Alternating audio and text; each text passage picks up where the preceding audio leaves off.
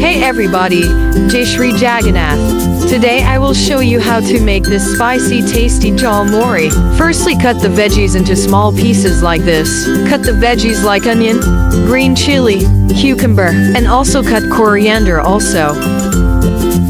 Cut cucumber into small pieces like this and cut it carefully. This is a very healthy and tasty recipe, Kolkata style Jhal Muri, so that I have shared with you. And after cutting the veggies, take a vessel and add mora or puffed rice. Add some chopped onions and tomatoes. And also add green chili and cucumber. Add coriander. And add mustard oil, and it's necessary to add mustard oil because it enhances the taste. And add 1 cup of mixture, like this. And squeeze half lemon.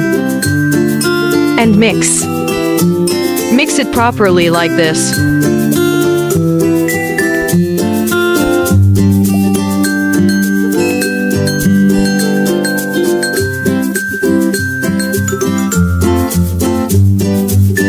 And enjoy by serving like this. And thanks for watching, and subscribe for more tasty recipes.